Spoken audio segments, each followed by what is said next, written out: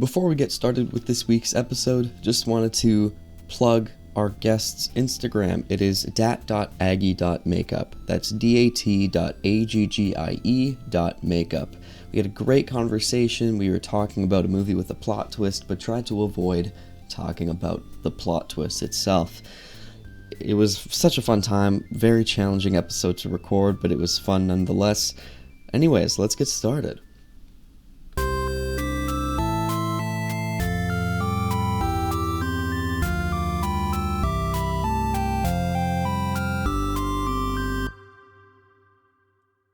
Hello everyone, I'm Andre.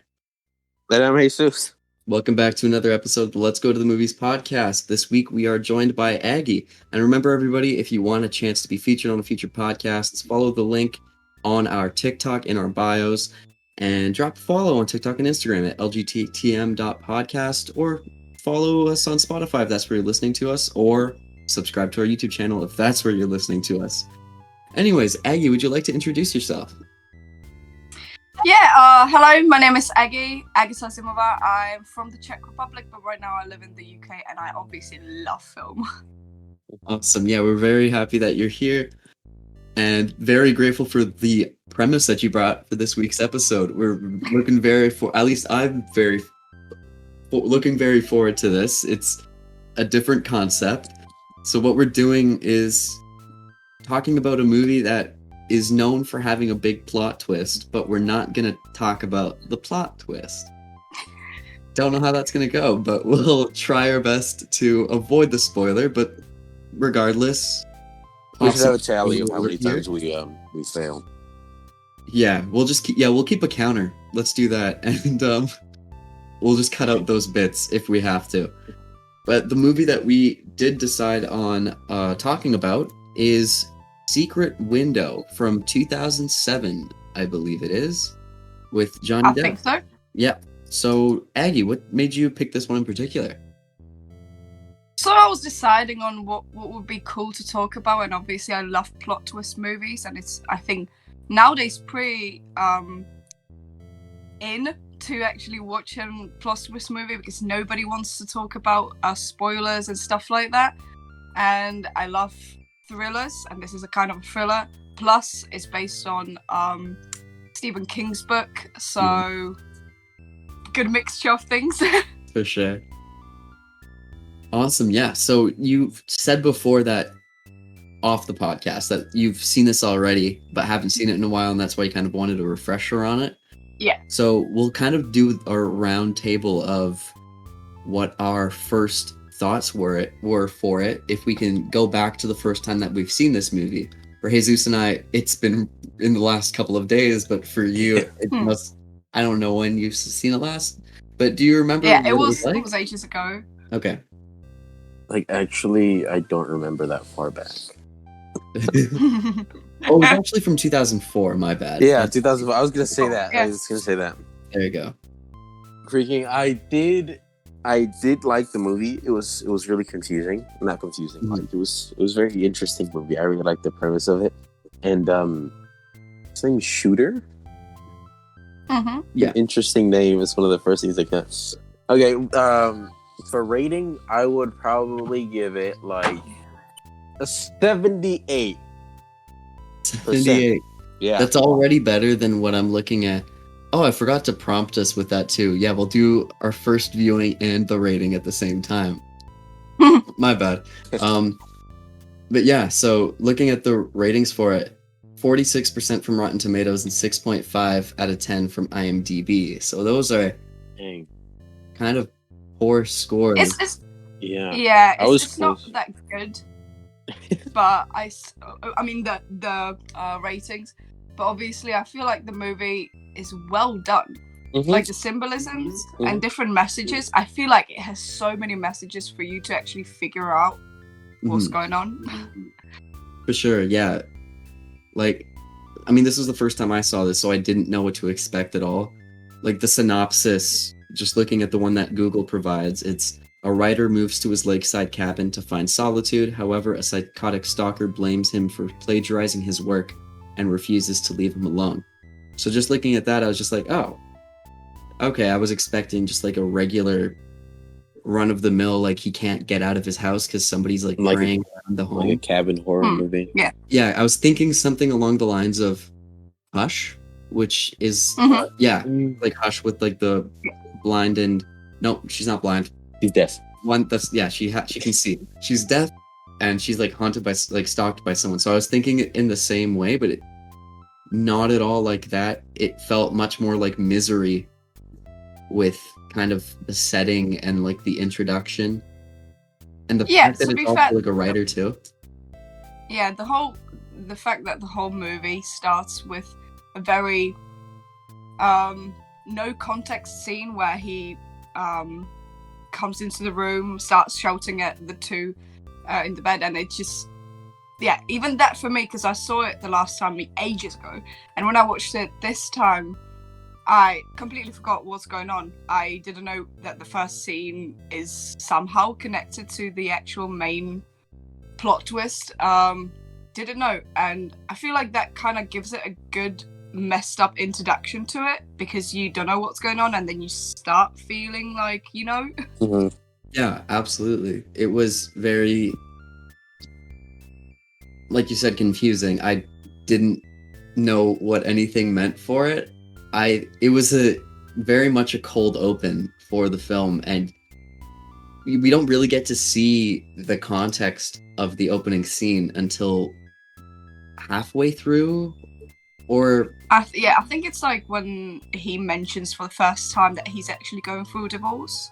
Right, and that takes a while for him to actually say that. Yeah, for sure. Him being Johnny Depp, for the audience that hasn't seen the movies. Yeah, one thing. Oh, I guess we never actually got your answer though, Aggie. When you first saw this movie, what was like your first thoughts for it? Did you enjoy it more than you did this time? Did you enjoy it more now? Yeah, cause the thing is, I do not remember specifically when I watched it for the first time, but it was definitely not like 2004. Yeah. But I remember that for me, it was like one of the first plot twist kind of thriller movies that I've seen, and it really shocked me, and I liked it so much. But to be fair, for the second time, because I knew what's gonna happen, I was just trying to click all the symbolisms and all the like, why is he where he is? Why is he leaving the cabin? Why is he meeting Shooter just at cabin and stuff like that? So, to be fair, I feel like if I would watch it for the first time now, I would probably click what's going on, but at the same time, it still gave me the very messed up dark, like, you need to reach into his mind, what's going on. And also the fact that, which I appreciate right now much more, is about an author who's writing another book, and he wrote this book. And that's like kind of the same thing that Stephen King, like from his life, and it just kind of incorporates the whole thing. I think the book is called Secret Window, Secret Garden. Yeah, that's it. I'm not. Yeah. And apparently I think one of his like relatives is actually in that movie. I don't even know who, but I was just trying to look up like what's going on with Stephen King in this movie, and I don't know if he likes it or not, but I feel like it's a good mixture of his stuff and just like a new messed up way to look at movies. Yeah, I mean Stephen King is many times has written about writers. I guess it's because he is one, and it just is easier for him to characterize somebody who has to deal with writing. But it felt a lot like Misery, not in the sense of like having your leg broken, you literally can't leave this house, but in the sense of like this writer is being stalked and is trapped in some sort of way. Like Missouri. Well, yeah. What kind of like made me being a bit bored when I was watching it for the second time was the fact that every time he leaves the cabin, it just gets a bit meh.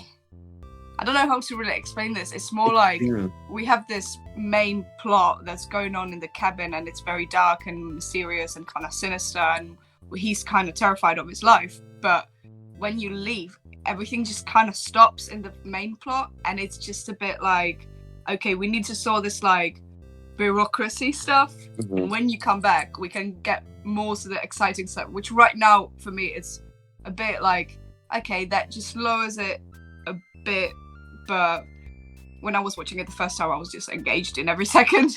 Yeah, exactly. But I totally agree with what you're saying there. When they left, for the most part, other than when he was at the town diner or at the post office, like when he was in New York, for example. Was it New York? I think it was New York. I think, yeah. Whatever big city it was, I don't know. Yeah. Generic American big city. I felt like the whole point of many of those scenes was just to antagonize Ted. And it was so, I feel like, just to give context, Ted is Johnny Depp's character's that's the long way to explain it. Johnny Depp's character is getting a divorce, and so his ex-wife is dating Ted. So that's who Ted is.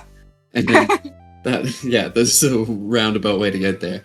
But yeah, it felt like the whole time throughout the movie, he was unnecessarily antagonist forward. Like, he was constantly just depicted as this massive asshole consistently, and we never saw him do anything wrong other than the fact that he like slept with Johnny Depp's wife at the beginning of the movie. But repeatedly it just happens, and I don't know about you guys, but I also felt like Johnny Depp's character, I don't remember his name right now, but Mort. Okay. Yeah, was also quite an asshole himself. He was. I was struggling to like. I was struggling to like him for quite a bit of the movie, but then again, that's a lot with many Johnny Depp roles. Is he doesn't play the most likable person, so he does that well. But it was interesting that they had that for the protagonist. Yeah, the thing is, I do absolutely agree, because I feel like they've pushed it too far with. If you know what the plot twist is, you know that Ted is just trying to. It's just a symbolism for what he's gonna actually do at the end. Yeah. It's just pushing it forward so we know why is he doing it. But to be fair, I don't feel like it had to be that much, as you said. Like it. Yeah. It was pushed. It was pushed a bit. And I feel like it was pushed so much to lead into a false twist that was more focused on Ted instead of Mort throughout the movie. But still, like, they could have made it a little bit more realistic. Like, he was just unbearable to like watch as a character on screen, and but it just elevated every time, because they would just get mad at each other and consistently just start yelling and yelling and yelling.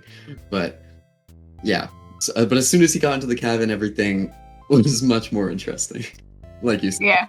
Yeah, because I feel like it's gotten to the point that there have been so many movies that take place in like a cabin setting, like with like psychological horror and stuff like that.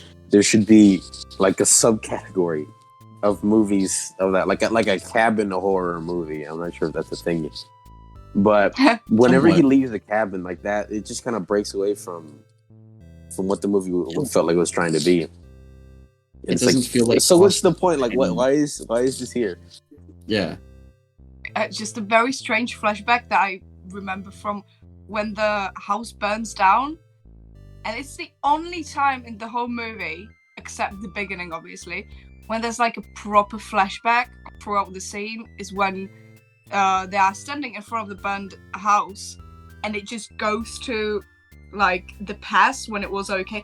And it gave me something like, okay, this seems like they put a completely different director, and this weirdest scene where they just like, you can see that they are both going outside, and like that's it, and it's just very strange. Like, it just doesn't fit at all. No, but it was like a specific scene I enjoyed a lot. It really did kind of characterize their relationship, and you don't get to see that anywhere else, really. You get a weird, towards the end of the movie, pull that Mort's wife wants to be with him again, or his ex-wife wants to be with him again. At least that's what I got from it, with like her running back to having. I got a little sense of that, but I wasn't sure if it was because like of the context of the situation or what. Yeah, it was just getting all wishy-washy with their relationship. But then when you saw that 10, 15, 20-second flashback scene that you mentioned, you actually get to see what they were like for a brief moment, and it was goofy. It was weird, but it was like the only one that really made sense for that particular scene. I guess it definitely had some like symbolism in it, like that life got like burned down, and like right now it's just a bit worse, I guess. Like you can see the new house flashing through the burn down. I guess that was it, but for me it just, I don't know if it was the camera work or something, just the whole flashback was from nowhere. I expected maybe a bit more afterwards for him to like reflect to that, or her, but I mean it definitely had to be there, something like that, as you said, like to see their relationship before they actually divorced or broke up or whatever. But at the same time, just that one moment just doesn't really fit with me. I'm also kind of, this is just my own opinion, I'm also kind of bored of the plot device that I guess King has used it quite a few times at this point, but have like this character who's supposed to be this big writer end up in a very vulnerable space in a small town. It happens all the time. He did it with Bill Denborough's character. He did it with Misery. He's done it here. There's other like stories that have done the same type of thing, but it's just almost overdone. So that was the one point, but then it also was 16 years ago that this movie came out. But I was still kind of like, oh, okay, this is something that we've seen time and time and time again. Didn't make me dislike the movie more, but it just made me think that I could guess what was going to happen a lot easier, which I ended up actually doing. I guessed the plot twist about 20 minutes into the movie, and then once it happened, I was like, oh, okay. So that was a tiny bit of an upset for me, but then it was also like, oh, what did you expect? Like it really kind of hints at it somewhat. But yeah, that's just my opinion though. Like, I don't know if you guys have noticed that trope or anything like that. No, I have, especially, well, I don't remember what movie it is, but it's this lady that's obsessed with an author, and then she basically like traps him in his house. That's Misery, yeah. Yeah. Is it? Yeah, it's Kathy Bates and James Caan. Yeah. Mm-hmm. That's what it was. To be fair, obviously, because right now there's so many movies about like DID and stuff like that, and just like mental stuff, different mental illnesses, and like Split, for example. Yeah. That it's very predictable to just guess what's it going to be about, what was he gonna do. But at the same time, I feel that those little hints that they've done, for example the smoking, that he hides it from everyone, I feel like that's a huge like a symbolism or like secret sign that he has something hidden inside of him, and he's trying to do it just when he's alone. And that's the same thing that when he's alone he goes to bed and stuff happens when he wakes up. So I guess they've done those things right, but obviously the idea is overdone. Yeah, a little bit. But it was done in an interesting way, for sure. Yeah. Like the centering around the short story, which I don't remember what Mort had it called for his collection, but it was called Secret Window.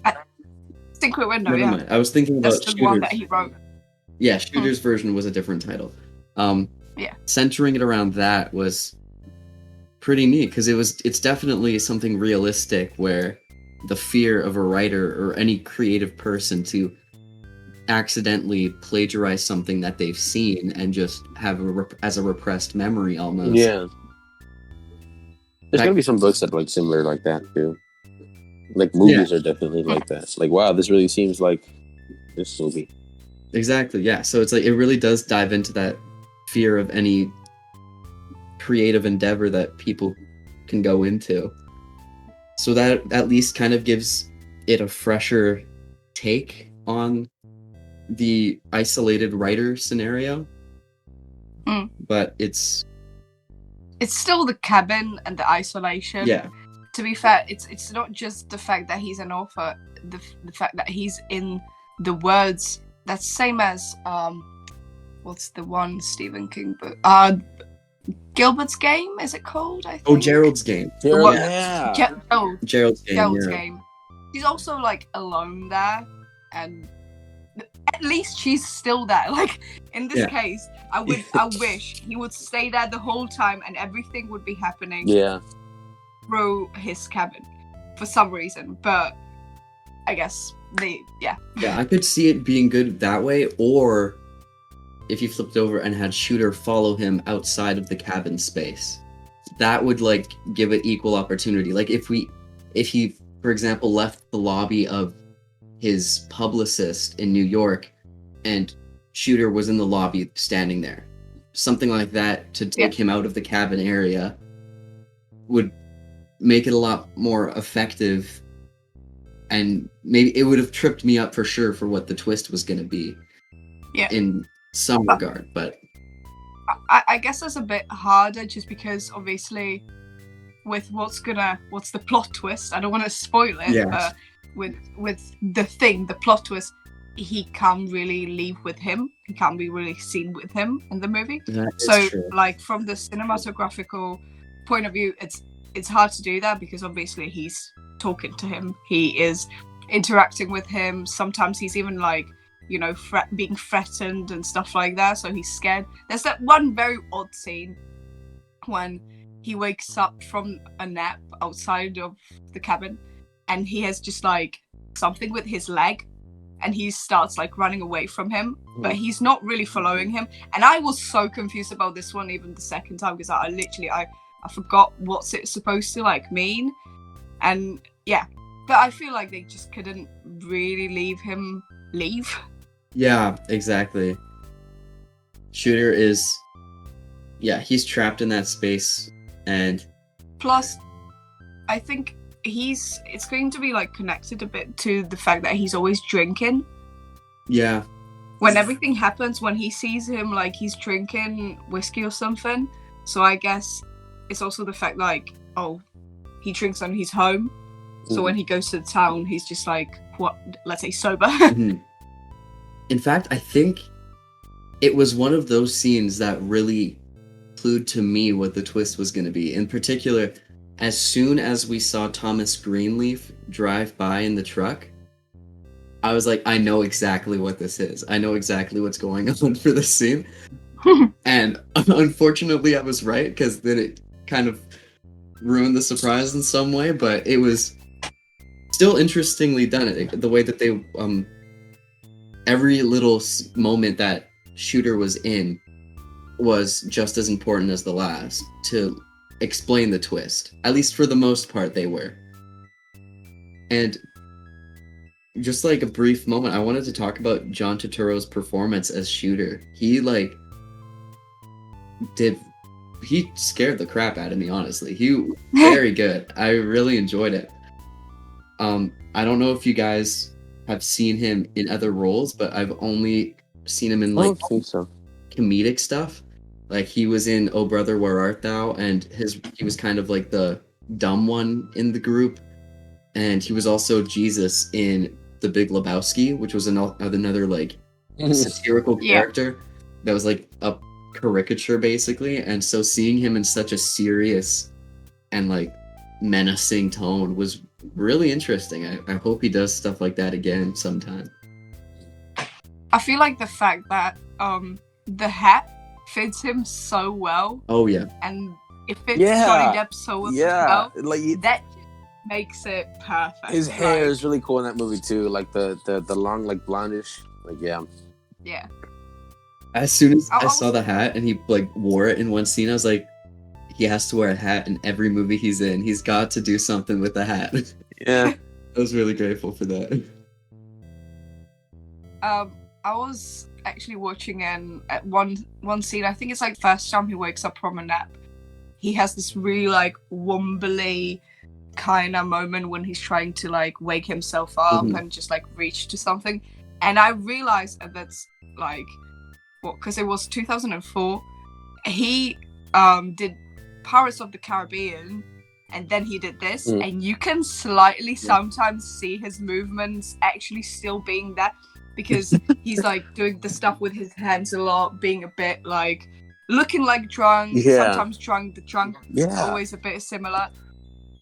So I was like, oh my god, this reminds me of something. Oh my god, this is still like big Pirates of the Caribbean. Yeah, it felt like Jack Sparrow was trying to get through. It's funny because that reminds me of y'all know Charlie Cox from Daredevil? Yeah, the TV show. Yeah, apparently he was. I'm not sure if it was true, but I read it somewhere that he was auditioning for the role of Han Solo in the new Solo movie. And one of the reasons he was turned down was because he basically forgot to use his eyes, because he was so used to acting blind for so long during the entirety of the Daredevil show. No. Oh, that sucks for that role. Yeah, right. But I really like the person they chose for Han Solo, to be honest. I mean, it does make sense though. There's like so many cases where actors are trapped in the role that they were doing. Like there's like the whole situation that happened with Jim Carrey when he was playing in Man on the Moon, and he was one of my favorite movies. I still have to see Man on the Moon, but I know like I've seen clips from the documentary that was made about his experience portraying that role, and he like lost himself because he thought he was actually Andy, and so like it's like in a lesser degree, but if you definitely like have adopted these mannerisms because of a character, I can see why like you can take a while to shake it off. That's quite the same as I don't know if any of you have seen American Horror Story, but there's a 5th season with is it 5th? I don't know, a cult, and Evan Pease has said the same thing, because he's like this maniac kind of Charlie Manson complex when he's in a cult and he's the leader. And he was in many interviews just saying how horrible it felt when he got back home or like saw friends or something, and he actually was still behaving like a psychopath, like egoistic, narcissistic asshole. Yeah. And he didn't notice that when he was during the shoot. He was there during the shoot, but then afterwards he was just like, oh my god, so many people turned back on me. Like, I just did not notice how much stressful this role was for me. Like that. Yeah, it's shocking. That's the scariest thing for me. If I ever want to go into acting, is like lose myself in a character, because it's happened so many times. Because like you're forcing yourself to act this entirely different way. Like even if like theoretically, like that in and of itself should kind of like force you into this other kind of person. Another thing that I wanted to add though from the movie was those Doritos he was munching on. I don't know what it was about them, but they look like they smack. And like he's got like the old Dorito bag too, since it's like from 2004. It's true. Oh my god! And he's like still munching on it. He looks all disheveled and stuff. Yeah, I don't know. Those Doritos look like they hit different. For sure, I couldn't tell if it was like the most blatant, deliberate product placement, or if they just bought the rights to put Doritos there. Yeah. I don't know. I was just like, it was in your face in so many shots when he's at that couch. Yeah, another thing that I really thought about that is like, it's a struggle meal, you know? Like you don't sit there eating Doritos like, man, you know what? I really want Doritos right now. It's like, I guess we have Doritos. I feel like that's what would happen to him. Because we never see him eat anything other than half a sandwich and Doritos. The whole movie, I think. It's a very modern symbolism for depression and like anxiety. Yeah, just kind of spiraling downwards until you just find solace in the bag of Doritos. Been there, done that, am I right? What happened? Another thing that I didn't understand about the movie necessarily was the lady that came in to clean his place. Was she just like some type of housekeeper that they had hired or something like that? I couldn't really understand why she was there. So I think I'm not sure how is it in the book, but this is what the film gave me, is that he owned the cabin even before he moved there, and she was just like kind of taking care of it. And he, because he got divorced and he moved there, he wasn't used to her being there, and he was just like, oh my god, she's just so annoying. Like, she's here the whole time. Like, I live my own life, but she's literally just doing the cleaning and just like kind of taking care of it, because it wasn't in a plan for him to live there. It was just a cabin in the woods. Yeah. So I felt like with the way that at least Johnny was portraying the scenes with her in it, is that we were supposed to be suspicious of her in some way, but I just never was. Yeah, she doesn't really seem like she was that important to the movie. Yeah, but just like, because he was, I guess because Mort was just so jittery and neurotic throughout the film, everybody around him feel like you were supposed to be suspicious of them in some way. Like, even when he went to the little diner place, the brief interaction he had with the woman behind the counter, it made me go into the direction of, oh, this is a conspiracy of everybody's in the town is against him or something like that. But that was, I guess, just based off of his portrayal of always acting unnerved around basically everyone. Yeah. I think that's just because, like, they're trying to make you not trust everyone, because that's what his kind of thing is. He's not trusting his own mind at one point. So right. I think they're trying to make us not believe our own senses with every person every character that we meet during the movie. Should we trust them? But I didn't feel that. Right, yeah. Why is it called Secret Window? The short story. Because, yeah. Yeah? Okay. Yeah. Because we've covered that on mostly every movie, so we're like, oh, yeah. And I guess in the short story as well, it was called Secret Window because they found that window and it was showing the garden it was that secret. His wife was making, I think. Garden. But like, just with that title too, I was expecting some weird twist to be like some sci-fi alternate reality type thing that like the window takes them into some strange place. But for the movie, I was expecting. I won't say if that's the truth or not because we have to leave it open still. Yeah, but that's exactly. So what actually happens at the end? Oh no, Jesus, we can't do that this time. One thing I wanted to. Oh, sorry. Go ahead. Yeah. Just with the secret window, like it could have been there more. Like we know that it's the book. And we know that the book refers to the secret window in the cabin, but that's the only thing we know. Like, there's much more shots with actually having a mirror, which resembles kind of him, and but the window should have been there much more. Even if it would be just a few more shots, honestly, if you find an interesting shot that you can because they have those ones where the camera goes through the mirror and we can kind of go into living room, upside down, everything, different world. But with the window, it lacks that a bit. It lacks it. Yeah, I mean, even like the introduction to Johnny in the cabin, it's through like this weird reversed mirror shot that is like one of those ones where you go through the mirror and it's just like the reflection that you see. And just with that, it's like, I don't know, like, are they trying to hint that, like, the actual secret window is, like, a mirror because you can reflect on yourself? Like, I don't know. That's that one scene which, it's not a big spoiler, but it's one of those when people can actually get it. When he thinks that there's, like, someone in the house, someone in the cabin, and he's trying to catch that person, and he goes to the bathroom and he just smacks the mirror. Like, that's a huge symbolism. Right. But it's mirror. I feel like I need the window. I just needed the window. Same here for sure.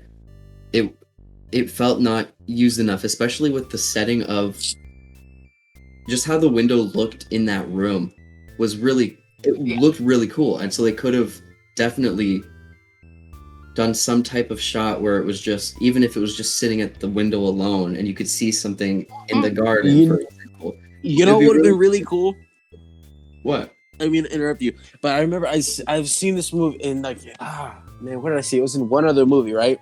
It focuses the shot on one thing, and like you can see all the action happening right in front of that, but like just out of frame. So like imagine the ending being filmed like that, right? Where instead of like that, you just get the cinematic picture of the window, and then you see everything else happening. Oh, everything like slightly off screen in the window. What? You see like everything in the window happening? No, like the camera's focusing on the window, right? Yeah. But like everything's passively happening in front of the window. It's like if you're looking at it and then everything's happening. Okay, so you're saying it's like deep focused on the window then? Yeah. But you can still see all the stuff, all the action and stuff in front. Yeah. Okay. Yeah. I think they've done that there. Yeah, they've once or twice. But not with the window. Yeah, just with him. Yeah. They've done it in different ways, but if they like focused on the window, because we just need more window. We need more window. Yeah, we just need more window. Come on, we got to do a new cut of the movie, but just take a couple more shots of the window and throw them in there. Honestly, they could have done so much more with it. Like, there's so many good symbolisms that, like, so many signs that just reflects the whole mine situation. Mm-hmm. Like even the scene where when he hits the cabin with something, and inside of it just like starts breaking through, and it goes all the way through the ceiling, and that's a huge, very well done symbolism for like the whole mine thing. But where is the window? Like, come on. The window. Yeah. I mean, how hard would it be to whatever? Because I feel like they focus heavily on. I mean, it is based on the short story, so I don't know how close of an adaptation it is. But they do focus on the short story, which is called Secret Window, enough.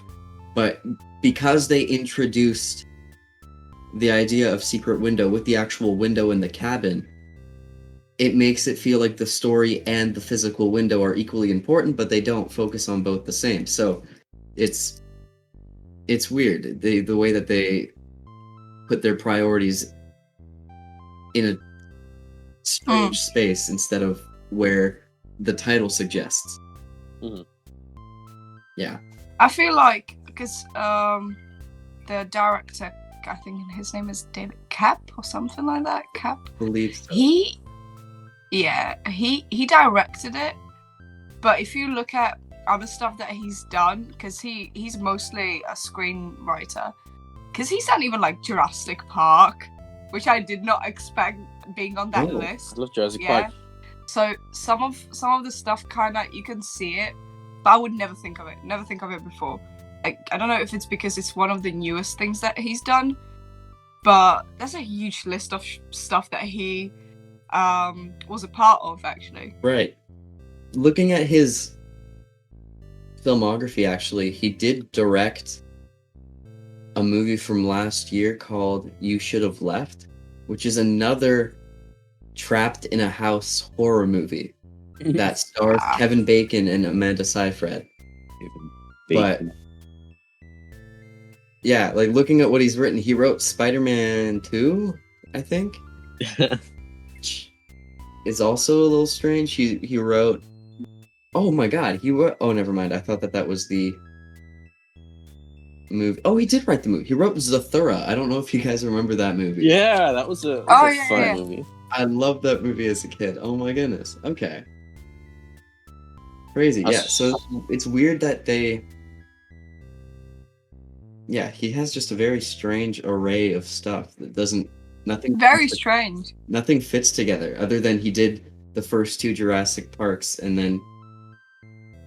But nothing seems to feel the same as the last, really. He doesn't... The genre doesn't usually stick, or like even the attitude of the movies are just completely different. For sure. Huh. I really liked his watch in the movie. Oh, I thought you were talking about the writer. Never mind. No. Did he see it? Did you get to see it? Wait, oh yeah. He like had to throw the watch away at one point in time. Yeah, the like with the metal band one. That's a nice one. Yeah. That moment there that we get though, with the reveal of those 2, we won't say who, but 2 dead bodies. That one, I mean, I was kind of annoyed with it. It was also most likely from the short story, but just the fact that Johnny Depp's friend also died in that moment, and we didn't get to see it because I felt like his character was becoming a more and more important figure because he was getting his own scenes where like we get to see his side of a conversation instead of just focusing on like Johnny's side. But then this guy dies off screen, and we only know that he's dead because we never hear from him again, and then we find his body much later. I feel like it was kind of wasted potential for the character too, because he was definitely like this protector type role that could have been a lot more interesting if there was some sort of conflict that was seen. Oh, well, never mind. We do see the conflict. I just realized, but we can't say it. Fair enough. Never mind. Damn it. Like, anyway. We really dug ourselves into a hole here. So scratch what I was just saying. We do get to see the conflict, but it spoils the twist. One other thing that I had that I found really interesting, the way that they used it, because I haven't seen it used in that particular way, was voiceovers. Because I know that many times like voiceovers can be very cliched, or they can just be boring because it's just sin and cinema. An inner monologue or exposition for a flashback or something like that. But this one was used as a dialogue, which I found very interesting because I've never seen that before. It was never seen that before. Really cool because it really did feel how, I mean, it is in real life when you like have a conversation with yourself, kind of when you're deliberating on some type of topic. You go back and forth, and that's exactly what happened with Johnny. Like we get to hear his thoughts, and then he responds to it, which I guess also I think he starts responding to it like quite late. He does, yeah. But at least it's like I believe it's hinted that there is some type of back and forth because he does react to what the voiceover says. I think at the beginning. I might be wrong. I think he's like asking himself something, and that's the voiceover. And then when he wants to actually answer it, he does as him. Yeah. And it's not a voiceover, and he just says it. And then he keeps on asking, and it just goes. And I feel like that's the moment when, if you like movies and you did not click this, then have you been watching for the past like 40 minutes? Because it's just so obvious. Yeah, for sure. But I don't know, it was just a really neat way that they implemented that, because it is really hard when it's like an isolation type, well, except for when he leaves the cabin and it gets boring. But like when he's in the cabin, like we want to know what he's thinking. We want to know what's going through his head. It's hard to write dialogue for it, really, when you're just talking to yourself, especially if there's no response. But to come up with the call and response method in this way was like really innovative. And I honestly think I could have used that myself when I made my short film instead of having no dialogue because I was alone. So it could have had issues, but that's besides the point because I can't change it now. But do a editor's cut versus director's cut. The name Shooter, that's like I know you said that's like the first thing. Yeah, interesting name, Shooter. Yeah, I was trying to think about the symbolism for that too. It reminds you of the name Gunner. Yeah, for sure. Shooter, I think we've said it before, is the psychopath that is stalking Johnny Depp's character that claims that he plagiarized the story. But yeah, Shooter, everything about him was just eerie. Yeah. The way that he just appears at the door, because like I don't even think he knocks. Or he might knock. I don't really remember. I think in the first scene, he knocks and it's Johnny Depp who opens the door, but then he always sees him outside.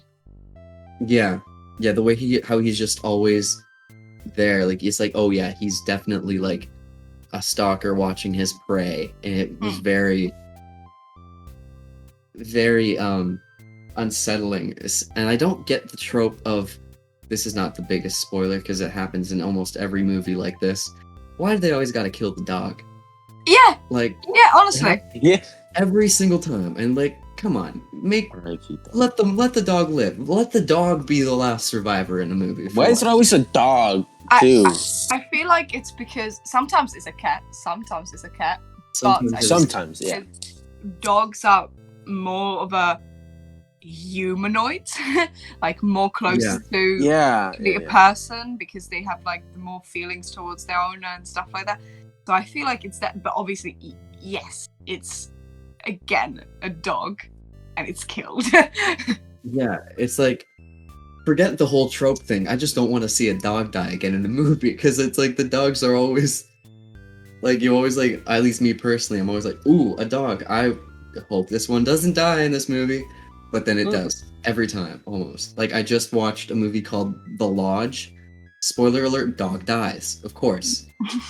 The Conjuring, spoiler alert, dog dies. Like, every type of horror movie, when there's something going on in a house and it's a family moving in, dog dies. Like, I feel like in this one, they just wanted to kind of show the threat that he was put in.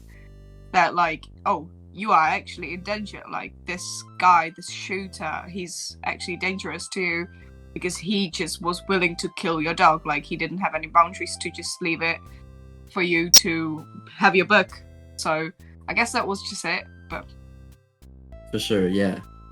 What I think, I don't know, this is just my brain going into the mode of, I don't want the dogs to die. It could have been equally effective if it was like a side character that got the same fate early on in the movie. Like, if it was the cleaning lady, the woman that cleaned the stuff. Like, if she was found in her car on the driveway or something like that, that would be, at least to me, even more terrifying, because it skips the point of a non-human being to an actual human being, and like, that could have amplified it even more to make Shooter scarier than he already was. But then again, it's also killing this old woman character, which is not also. It's also which is another trope. Yeah, it's also a trope. Yeah. I don't know. It's a good movie, but there's like little things about it that I'm always like, why didn't they do this? They could have done this instead. It's another one of those cases where it's a good horror movie, but when you look at it in like the sense of it being like in a sense of other movies, it's not the best. That's why I chose to give it like a 70 something, because like, yes, it was a pretty good movie. It's got like the plot twist, and it's got all the elements of like this horror, and it's got like the creepiness to it. But since it is a horror movie, when it comes to like character driven and plot and all that symbolism and stuff, it's a little lacking in that department. Understandable, yeah. I realized like... Oh, sorry, go ahead.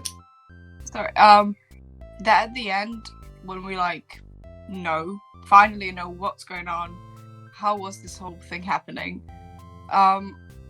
they don't give enough space for us to like kind of, I don't know how to express this, just be in the reality of him finally knowing. Because we have there's a scene where he goes to the shop or something, and he sees the same woman that he saw behind the table, and it's just really odd.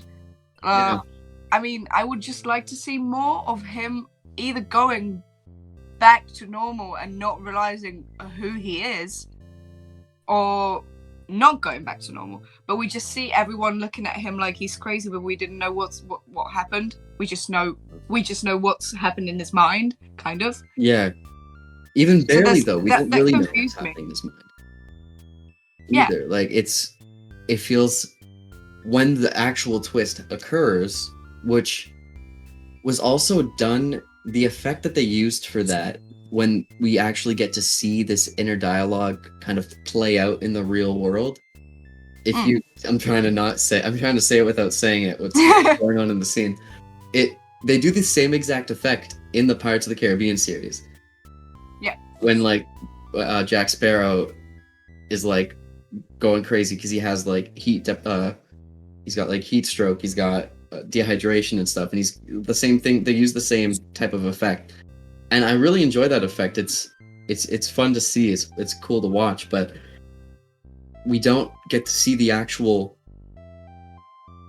twist kind of take control much really with Johnny. Yep. It just happens, and then the final 5 minutes before it cuts to the weird epilogue just happen with just immediately. We just get thrown into it. Yeah. And it's you don't get to digest the twist that much, really, which is unfortunate because it could have been so much more effective. I mean, it already was for the most part, but it could have been much, much better had they not rushed the last 5 minutes. Yeah, I think so. By the way, I don't know if any of you noticed if you watched it till the credits, but there's a like at the end of credits where you have all the production and stuff like that. There's a because the whole time it's like just whatever kind of sound that was during the movie played, and at the end it's Johnny Depp singing drunk something. Yeah, and it's never explained, and it's so strange. And when I was watching it, I was like, obviously it might not have anything behind the below the credits, but let's watch. And I was like really shocked that I found this, and I was like, what? Why? It's like few seconds of him just singing like he's drunk. Sounds like Pirates of the Caribbean again. Oh my god. It's never explained. I don't know what that was supposed to be. I don't know. I don't remember what he's singing about. Yeah, very strange. Weird. Says, I missed that. I didn't end up.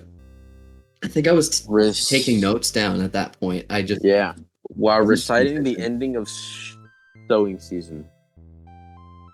Oh, is what Wikipedia says. Oh, fair enough. Wait, sewing season, is that the? That's the short story, isn't it? Wait. It's the short story. I feel like the one that Shooter's title was Sewing Season. Unless Sewing Season. Yeah. Yeah. Oh wait, no, never mind. It's also a song, so it could be it could be the actual song. I'm not sure. Huh. Interesting. I never caught that though. I'll go back and listen to the end. Yeah, it's quite odd just at the end, and it's like very, very, very end. Yeah, but even before that, something that I just feel like could have been done different, but I feel like it is connected to other Stephen King's books, is the actual end scene where we see the ground with the corn. Yeah. That's horror has been in a lot of horror movies. Yeah. And I feel like, okay, I get it, like you wanted to put it somewhere, but it could once again, there could be a window at the end, like not the corn. Yeah. Did we go through the window to get to the corn though? I can't remember. I think no, I don't think so. It just it's I think a long shot from the top of the corn and just to the ground, and then it just goes pitch black and it's just right. Credits. Yeah. I mean, I guess the reason why they did that is because corn is mentioned at the very end of the short story that he wrote. Yeah. So it's just kind of closing in just as his short story did. But I was quite terrified when I saw like because I think he's talking about them or something, or like we don't know what happened with them, and it just goes from the very top of the corn down, and I was like, oh my god, I don't remember this. Please do not tell me that they're gonna show us them buried like under the ground. I don't want to see this, because this is not like, that would be just so cheesy for the whole film. It would. And I was just like, please don't show us anything, and they did, and I was like, okay, that's good, that's then fair enough. And the one thing that, I mean, the whole I mean, I called it an epilogue earlier. I guess we can technically call it the epilogue after the twist happened. The whole thing was so weird because it felt like everybody that is still alive in the story knows the twist. They know what actually happened. Why hasn't anything been done about it? Because everybody knows. And why does Johnny Depp have braces now? It's so, like, yeah. Symbolism. And there's a line I took note of the line that he said in the store behind the clerk. He said, he pointed at his mouth and he said, braces, getting a few things straightened out. I'm like, they didn't just do that for the symbolism, did they? Because that's like the most annoying shit. Generic baseline symbol for what just happened in the twist. And I'm trying to think what's going to be. Yeah. I don't know if it was for a role that he had adult braces on or something like that, and they just couldn't get rid of them for this one. So they kind of shoved it in. I don't know. I want to like read the actual original screenplay to see if they have, or I want to read the short story to see if braces are a part of the end, because it just threw me off. Completely made me not enjoy the last few minutes. You see the braces, like, I hate this movie. This movie sucks. I'm anti-braces. As somebody that had braces, whenever I see them, I like cry. Okay, so he shudders in fear. Exactly. That's why I didn't like it.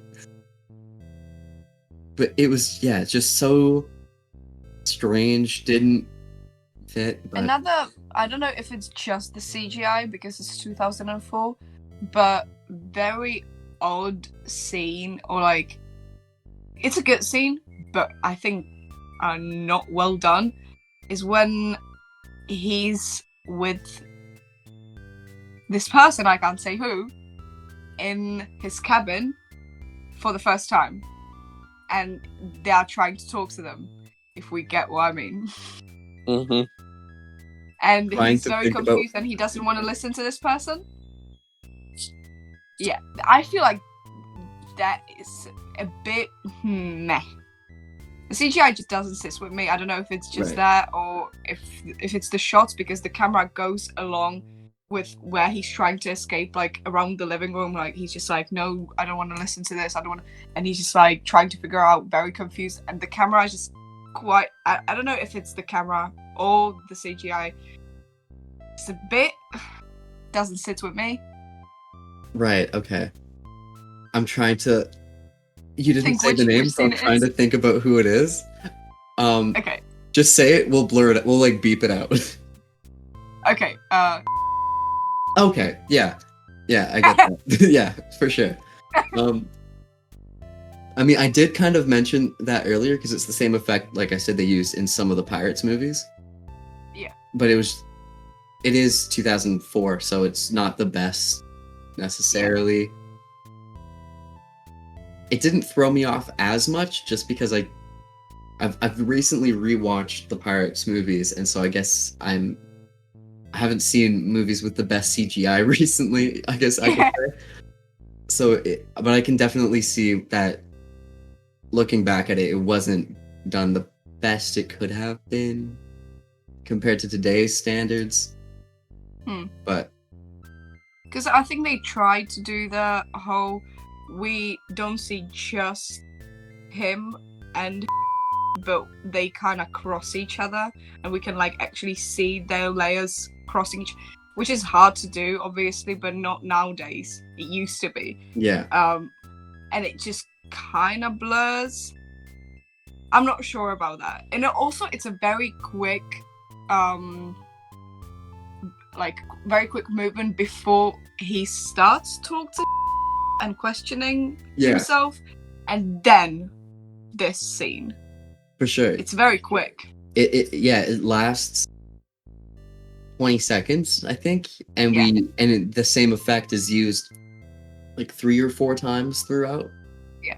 And then it just kind of jumps back. So yeah, it does. It was weird, but it was the instigation of the twist that the initiation of the twist that this scene brought. So I can't really think of a way that they could have done it otherwise, or like in a different format, because it had to be that person who that person had to reveal the twist to Johnny, really. So I think they kind of did it when he's looking in the mirror and he sees himself from behind. So I think if they would do more of the kind of mirror thing, but again, I just don't want to see more mirror. I want to see a window. Window. But yeah, that's probably hard to do. Maybe just him, like, kind of switching a bit more. I don't know. It's hard to, And the whole. Okay, I'm gonna talk about the twist in the most broad way possible, because it's something that I did enjoy, but think it could have been cool if it was done now with the ability of effects that we have now. It could have been a bit more interesting. So when somebody that's too revealing. God damn it. Okay, let me rephrase. When the twist is revealed and a particular character is wearing a particular thing, I really would have enjoyed it if the two characters that are in question were just side by side and then like merged in some actual way, or worked in tandem to commit this twist, or like the act that the twist leads to.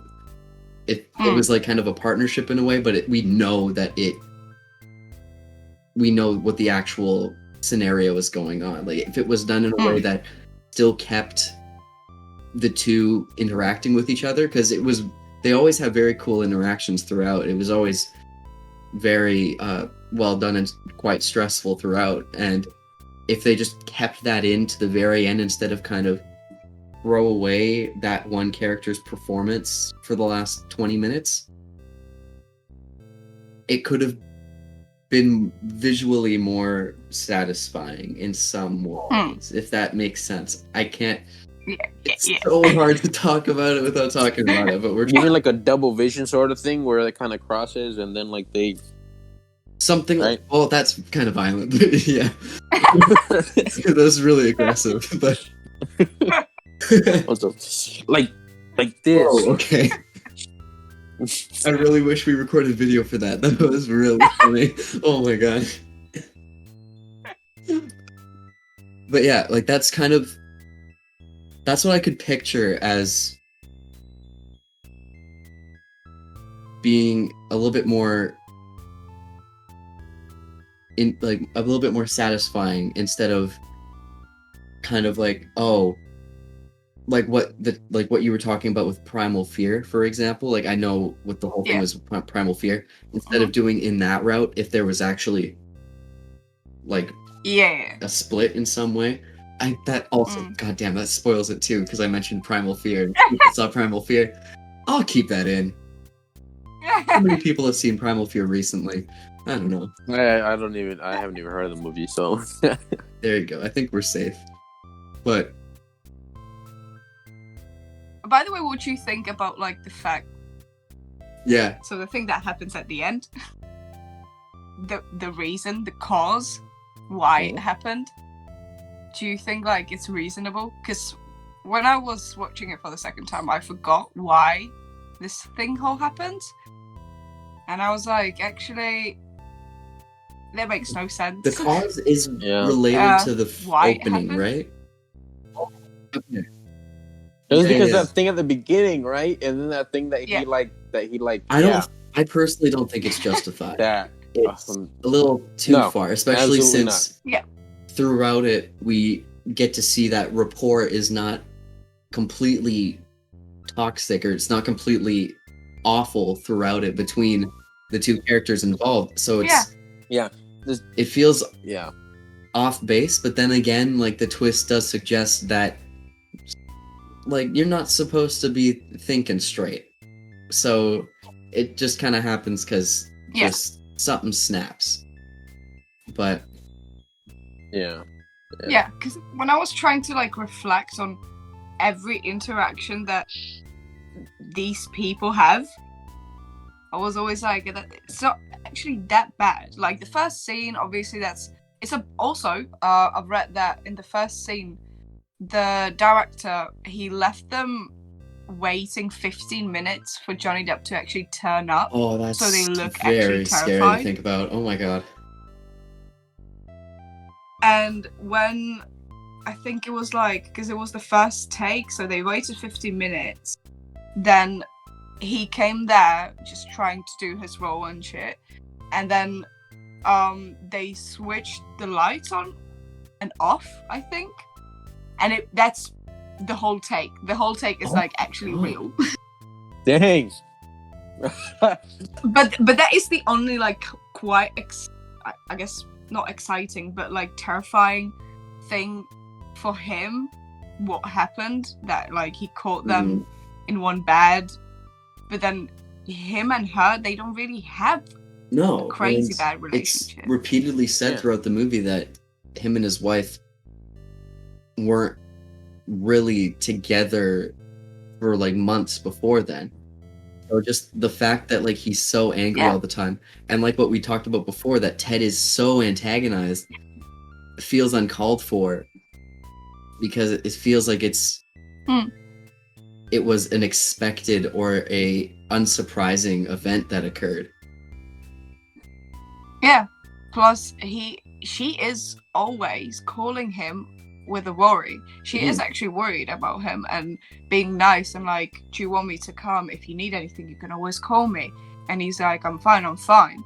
Which is the opposite of what I would like to see. I would like him to stalk her, him of being kind of obsessed with, oh, how you doing? Are you with like, it just doesn't really make sense for me to have her as such a nice character or like caring. I think I might have mentioned it before, but just the fact that she goes back to the cabin towards the end of the movie to like have him sign the divorce papers, at least that's what she says. It feels very much like she's going back to reconcile in some other way, whether it be romantic or not. It always feels hinted at that she still has feelings for him, even though it should be the opposite, like you said.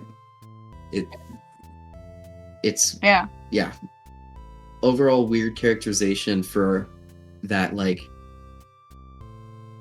that love triangle that doesn't have a link between Johnny and Ted. So a love where A B or V, yeah. Oh, A, yeah. There you go. But yeah, I mean, overall, it is like a very enjoyable movie. I mean, I'd recommend it for people that enjoy Stephen King adaptations. It seems like a fairly decent It's one King of the good ones, adaptation. Yeah, it feels very much like similar to King's work when it's like written out. It feels like it fits similar tones and similar story beats, not just because the main character is a writer. But yeah, so definitely recommend it. You can find it on no streaming websites in Canada. So you can find it on some very legitimate, non-pirated websites. Make sure you have your ad blocker on, by the way. Yes, not because it's an illegitimate website, but just to protect yourself. Yeah. Use a VPN too. With NordVPN. No, I'm kidding. I'm joking. This episode is not sponsored by NordVPN, Jesus. We talked about this an hour ago. Hello, it's Craig Bot again. I just wanted to apologize for the really bad dad joke that Andre is about to say. So here's a warning for a very corny dad joke. I feel like it's definitely worth watching. Yeah. Go watch it right now. Whoever's listening to this and they haven't seen it yet. Like right now. Like now. What? Do it now. Yeah. But yeah, absolutely. And once again, like praise to John Turturro's performance in like a very serious role. Haven't seen him do something like that before. Like where he plays Shooter. Shooter? I hardly know her. Oh, I fucking hated that joke. But I think I should. I don't know if I kind of feel like I want to say it again. That was awful. Oh, that was so bad. You know what? No. Leave it. Classic dad joke. Yeah. Leave it. I'll leave it as is. Okay.